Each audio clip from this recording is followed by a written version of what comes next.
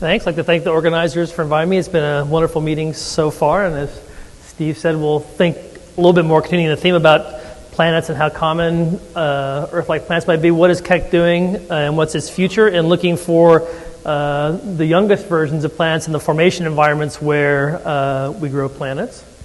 And so I like to remind students this is a field with a long history. This is thanks to Mike Brown. He and I have been teaching over the last few years a planet formation class at Caltech, and it goes back quite a ways here. So Laplace was one of the first to realize, and so the important point about we've been here about a little bit is that if you look at our own system, so the sun, the major planets versus the minor planets, what Laplace realized, and quantitatively at this time back in the near 1800, was that the mass is all sitting inside here, right? But then most of what's called the angular momentum. So the mass is all sitting in here, but the sun is spinning slowly. We have Jupiter out here at about 1/1000th of the mass of the sun, orbiting at 5 AU, and so it's called angular momentum. The velocity, the mass multiplied by the distance, is mostly out here in the planetary system. So whatever made the solar system dumped most of the mass in here and left most of the angular momentum outside in the planets. Shortly afterwards, within only 2 years, right, people had already started dreaming about what other planetary systems might look like with this first advance. We, of course, have better rendering tools now, as Geoff showed you. But most importantly, as we just saw, and this morning as well from Bruce's talk, we actually can see these objects now. So here are the beautiful images that we heard about this morning of HR 8799 at fairly large distances. So now we have things now much further away than Jupiter is in our solar system.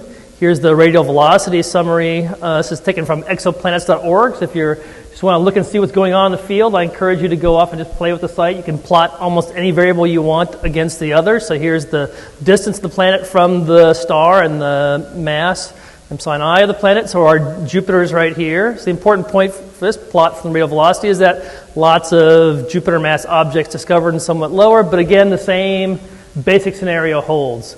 The star, in this case, has most of the mass. The detected exoplanets have most of the angular momentum. So that's a fairly general result. And the other one that Geoff just showed us about that lovely talk was that for Kepler, here's the Jupiter mass objects, but now here's all of these, this plateau that we just heard about, right? Lots and lots of objects, that are much, much less in the size of Jupiter, likely much, much less in mass. It's just that we have to verify that. So that's the two sort of interesting things we have to figure out is, right, why does planet formation and star formation dump the mass onto the star but leave the angular momentum out in the planets, and why are these objects in the sort of couple Earth radius range, maybe a few to 10 Earth masses in size, so much more common than the Jupiter mass objects? And to get back to that, you have to understand how you make the system.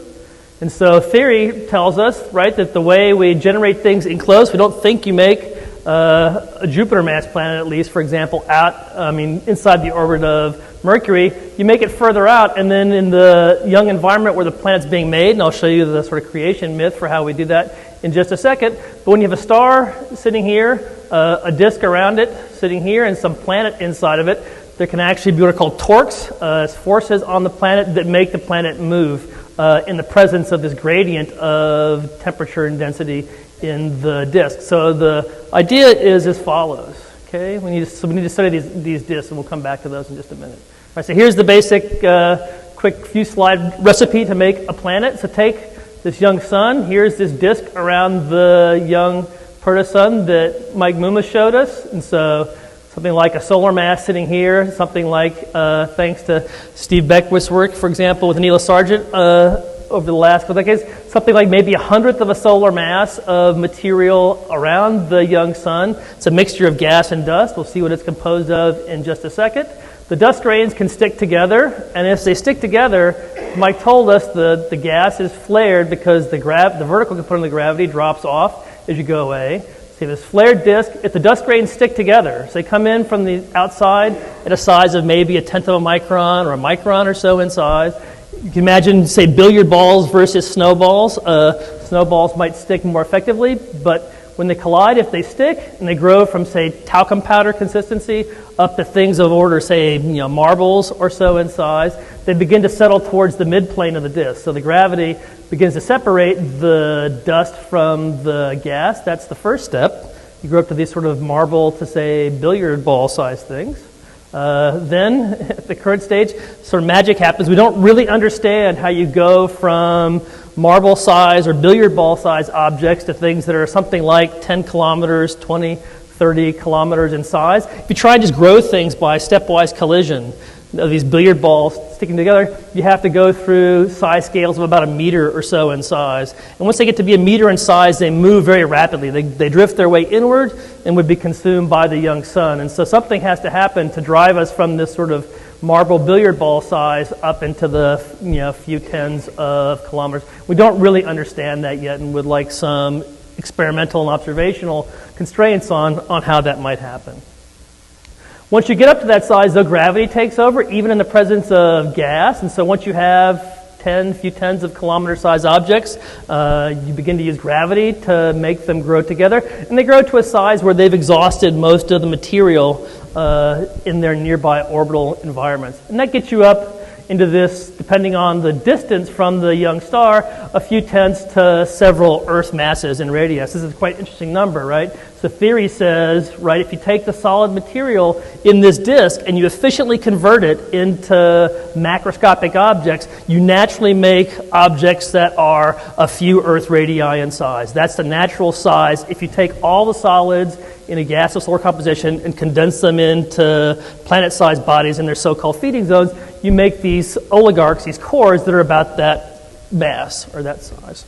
And then in the last stage, if you want to make a Jupiter mass planet or a Saturn, you have to add gas from the disk, right? So you have to go ahead and take this core you've made first in the so-called core accretion scenario, and then you add mass on top of that. And so we'd like to be able to study this process and see how that might work. So how do we do that? I'm a chemist, so I was like throwing this slide up. Here's the astronomer's periodic table. It's done in a way that the size of the box is the abundance by mass. So take the sun, take all the elements. Hydrogen and helium are 99% of the sun. And the beautiful spectra we heard about from high res and others, the photospheres of these stars tells us what's in there. So you can look and see what's there. You find that by mass, if I took all the elements like oxygen, carbon, silicon, iron, that might condense to make either ices or rocks, oxides, or carbonate material, it's about 1% by mass. Okay? And the hydrogen and the helium are very difficult to see, and so these lower abundance constituents like oxygen and carbon become the way we sense this gas and dust. And of course, we just heard in the lovely talk from Geoff, right? These photospheres also serve as beacons to look for the presence of exoplanets, either by radial velocity or transit techniques. And so the question then is, in this young disk environment, what's the right analog of the photosphere of the stars? So we can study the stars themselves by their photospheres, right? We can look at what the star is made of. We can watch the tug of the planet. We can watch the dimming of the star in the main sequence. How do we study this environment where we're going to assemble these small dust grains into planetary bodies? What's the right place to study these objects? And so here's the spectrum of the black body spectrum of the star. So it peaks for a sun-like star in the yellow, sort of half a micron or so. It's a little bit lower in mass than the sun. It might peak out somewhere, say, at around a micron, and then it tails off at longer wavelengths.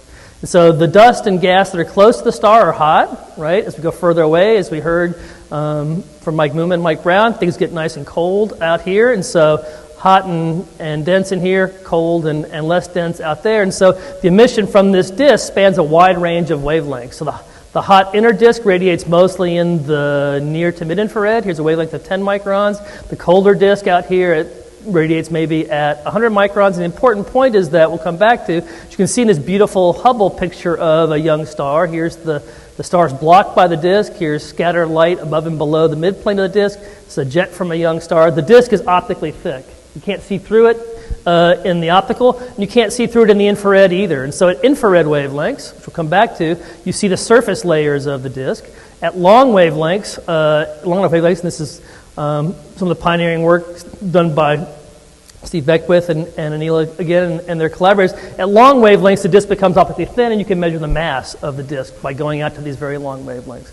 But if you want to sense the environment at, say, an AU or two, you want to go into this point where the disk is self-luminous in the infrared.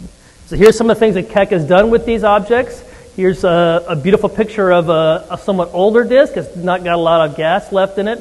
From Mike Liu, this is AU MIC. It's the nearest sort of M-star debris disk.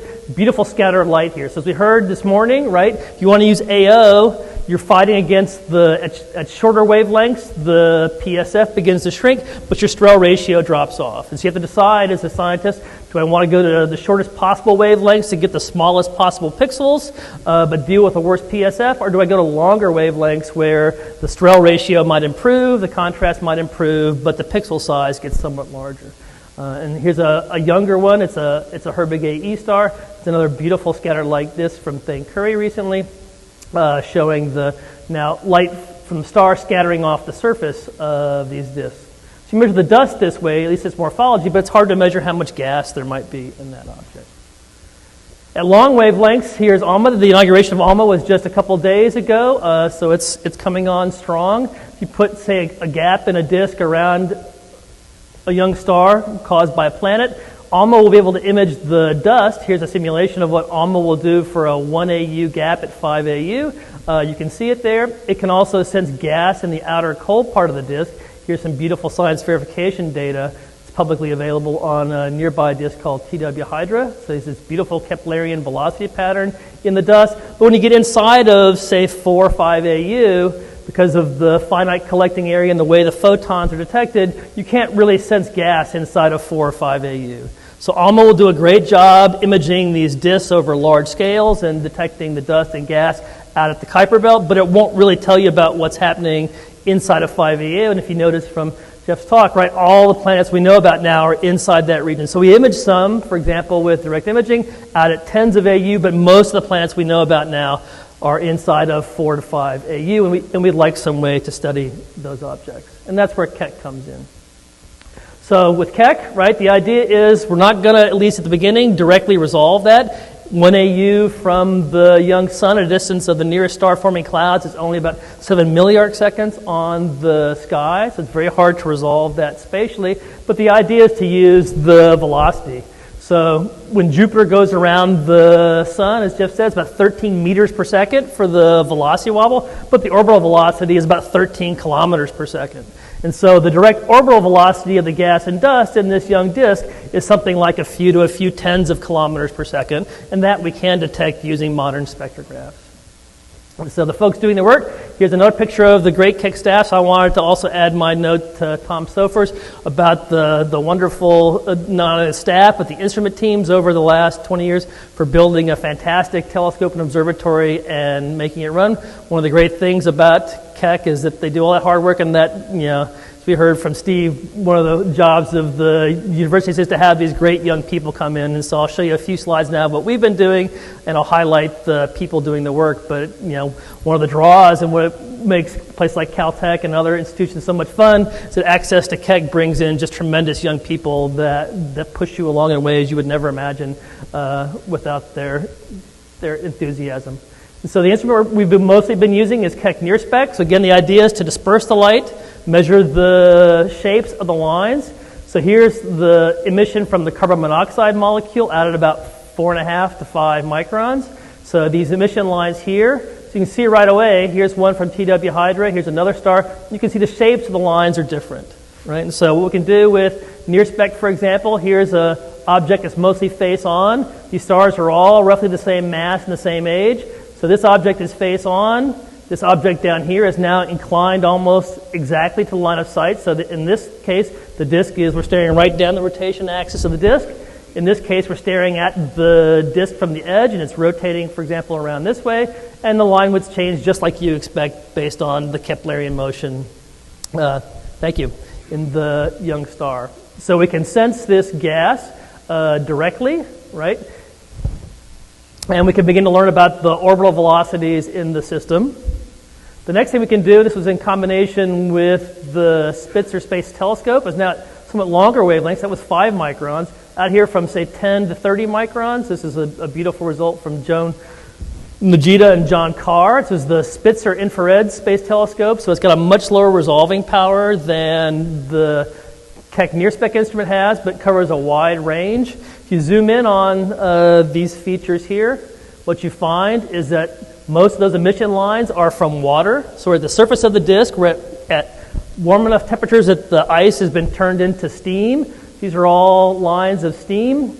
Here's carbon dioxide here at 15 microns. Here's hydrogen cyanide.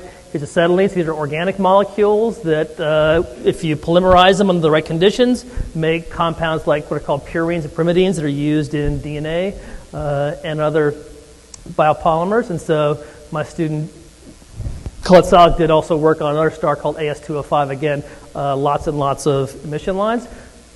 Spitzer can't resolve those. We don't actually know if these were from the disk or not, or if they were from the outflow from the young stars. We'll come back to that plot in a second. At Keck, we could use, again, near spec to measure. Here are the water lines, for example, from this young star. Here's some lines from OH. We can also do organics, as I'll show you later. We can compare the water to the carbon monoxide and demonstrate that this is coming from the inner parts of the disk around the young star. And what's special about Keck is the fact that, as we heard from Chuck, it's an important point, is that not only was Keck and NearSpec about the only instrument that could make these measurements, it was so efficient and so much more powerful than other instruments that we can do large surveys. And so even though NearSpec's only one object at a time, the light gathering power of Keck and the efficiency of the instrument lets us do hundreds of objects. So we can look at the emission patterns from disks around young stars as a function of the mass of the star. So here's high mass stars over here, low mass stars over here. You see, for example, that the carbon monoxide, here's the detection rate, so this is 100%, here's 0%. Carbon monoxide seen in pretty much all the stars, but the water at the surface of the disk only begins to be detectable in things like G or K stars. We don't see abundant water at the disk surface around stars, substantially more massive than the sun. We're trying to figure out what's going on here, right? The important point of this plot is that there's signal there. Just like in the stellar photospheres that vary with the size of the star, we now know that the photospheres of these disks contain beautiful tracers of that environment, and that signal changes with the mass of the star, the age of the disk, etc. Okay? And so we can locate, for example, with these spectra, this is K-Zonxesis, where the water becomes solid. And so, for example, the CO is well mixed. The water becomes solid at about 2 or 3 AU for these disks around young stars. Okay? And that's tied to how we might build, for example, as Mike told us, a habitable planet. Where does the water live? So the question is, can we sense these things more directly? Can we see forming systems directly? And the idea for things that have large perturbations of the disk is if there's a planet in the disk and it carves out a hole, then the inner hot part of the disk would be absent, and so the shape of this infrared distribution would be different. So people look for that, including our own group. We tried to find systems that had these gaps. Sure enough, there are a few systems now that have these beautiful large holes. So here's the solar system size for scale. These are millimeter wave measurements from the SMA atop Mauna Kea and also from Karma in California. So we have these stars that have these gaps in the dust. They're millimeter wave measurements. We don't know if there's any gas inside here or a planet. And so where Keck comes into play, its role is that simulations say that if you have a planet, say a few tens of Earth masses in size, up to maybe a Saturn mass, then there's still flow of gas past that planet, but that the icy solids stay outside. So the theory says that there should still be accretion going on, but you shouldn't see water, for example. You should only see things like hydrogen or carbon monoxide. That was the prediction. So Colette, for her thesis, used Keck NearSpec to look for gas at AU scales in these objects. Sure enough, it shows up quite commonly in at least 65-70% of the objects. You see these large holes and you see gas flowing past any companion onto the young star. So then subsequently, this is not our work, but then Keck is now looking in all these objects that have these holes. Here's another one, the calcium-15, done by Andrea Saya at Karma. Right? So Keck is looking for protoplanets in these gaps, and sure enough, This was beautiful work by Adam Krauss, who's going to be relocated to Texas soon. This is a possible protoplanet here. This is a K-band image with the AO NERC2. This is an L-band image out here from thermal emission from the edge of the disk. So this may be a protoplanet caught in the act of formation, right, in the process of adding that gas dust stream. Thank you for the time tech there, right? And so making great progress there. Okay, can we do better? Can we actually look forward to a time where we can now do the same things that we've heard about from mature systems with Kepler and Keck? Can we look for disk protoplanet interactions? Can we actually look for planets in the process of being assembled? And so the idea is that if you look at this stage, for example, in the few Earth mass to few tens of Earth mass stage, it's not big enough to open a gap. So there's no gap in the disk, but there's an interaction of the planet with the surrounding gas. And so the presence of even a few Earth mass to say 10 Earth mass planet will perturb the velocity field of the disk. And so the question is, are there ways to try and analyze this velocity field of the disk at AU or sub-AU scales? And the answer is yes. And so this was a recent change a couple years ago in Keck, where now we can do adaptive optics, as we heard, with near spec. So here's, for example, on top is the AO-fed near spec. On the bottom is the regular mode of near spec. So even though you have lots and lots of warm mirrors in the AO train, because the pixel size of the pixel on the sky is smaller, the contrast actually improves slightly at 5 microns with the AO-fed train. So here's wavelength going this direction, position the slit in this direction, and we ask the question, what's the centroid of this emission? So just like Geoff told us about for the Doppler shifting, we ask the question, what's the peak wavelength here, and does it shift as a function of wavelength? And sure enough, for these disks around young stars, here's two of these ones that had these gaps, right? Here's SR21, here's Lick H alpha 330. So this pattern here, this beautiful S-shaped pattern, is the Doppler shifting of the gas in Keplerian rotation around the young star. We can do spectroscometry now with near spec at less than 200 microarcsecond precision. So the pixel scale here, right, is something like about, this is in milliarcseconds, it's about 0.05 AU. So the idea now is to look in the time domain, right, look for changes in the line shape and the spectroscometry of the molecules we know are in the disk surface to look for embedded protoplanets. And so that's a very exciting future project for Keck, and it will be tremendously enhanced by the near spec upgrade. So here's, for example, organics from a young star. This is done by Avi Mandel in collaboration with our group and the MUMA group at Goddard. These are emission lines from the HCN molecule, acetylene. Here's water and OH. The upgraded near spec will improve the resolution by about 40%.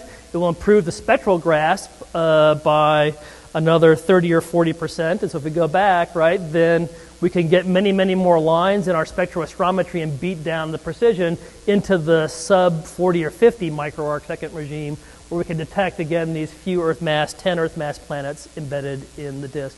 So it's going to be a really exciting time for these protoplanetary disk searches. And with that, I will leave the conclusions up, and thank you for your attention.